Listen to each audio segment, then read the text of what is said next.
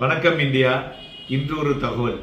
Reserve bank of இந்தியாவுக்கு supreme court ஒரு strong information கொடுத்துருக்காங்க இன்னைக்கு.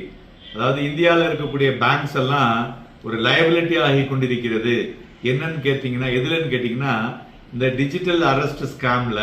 அதனால சுப்ரீம் கோர்ட் என்ன சொல்லியிருக்குன்னா, ரிசர்வ் பேங்க் ஆஃப் இந்தியாவை இம்மீடியட்டா SOP standard of procedure throughout India இருக்கணும் அப்படின்னு சொல்லியிருக்காங்க. இதை நேற்றைய தினம் மண்டே அன்னைக்கு ஒரு ஸ்ட்ராங்கஸ்ட் இண்டிக்மெண்ட் சொல்லலாம். அதாவது ஃபாஸ்ட் க்ரோயிங்ல இந்த டிஜிட்டல் அரெஸ்ட் ஸ்கேமும் ரொம்ப ஃபாஸ்டா மூவ் ஆயிட்டு இருக்கு. ஸோ இதுல என்னன்னாக்க அதனுடைய நெக்லிஜென்ஸ் சம் கேசஸ் பார்த்தீங்கன்னா இந்த பேங்க் அஃபீஷியல்ஸும் அதில் கொல்யூஷன் ஆயிட்டு அந்த பணம் பார்த்தீங்கன்னா அந்த அக்கௌண்ட்ல இருந்து ஆட்டோமேட்டிக்கா போயிட்டு இருக்கு. இது பார்த்தீங்கன்னா கிட்டத்தட்ட 10 கோடி ரூபாய்க்கு மேல இதை மாதிரி சைஃபன் பண்ணியிருக்காங்க.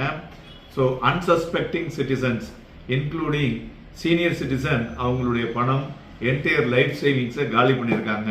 ஸோ அதனால இது இந்த டிஜிட்டல் அரெஸ்ட் ஃப்ராடை இம்மீடியட்டா chief justice of India mister Suryakant director the union government என்ன சொல்லியிருக்காருன்னா, ஒரு implement the standard operating procedure of reserve bank of India throughout the country.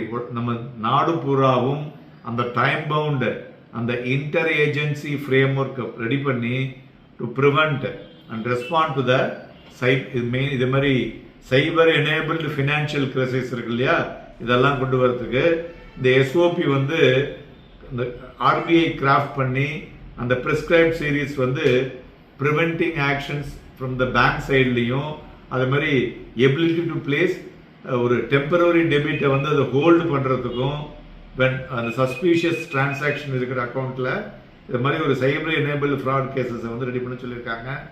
மெயினா பாத்தீங்கன்னா பென்ஷனர் ஒரு 10,000 ரூபாய் 20,000 ரூபாய் தான் அவர் அக்கௌண்ட்ல இருந்து வித்ட்ரா பண்ணுவார். சடன்லி 50 லட்சம் 70 லட்சம் 1 கோடி இது மாதிரி இந்த ஆர்டிபிஷியல் இன்ஃப்ளூயன்சஸ் ஆர்டிபிஷியல் டூல் இருக்குல்ல, இதெல்லாம் யூஸ் பண்ணி அதுக்கு ஒரு அலாம கொடுக்கணும் அப்படின்ட்டு நம்மளுடைய சீஃப் ஜஸ்டிஸ் சொல்லியிருக்காரு.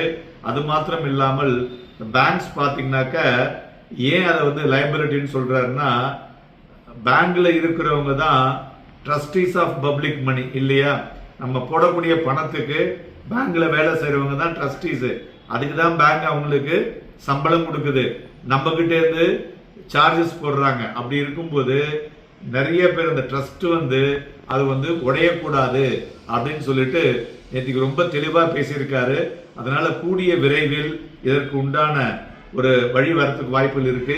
கிட்டத்தட்ட 2021 பாத்தீங்கன்னா 52,000 கோடி ரூபாய்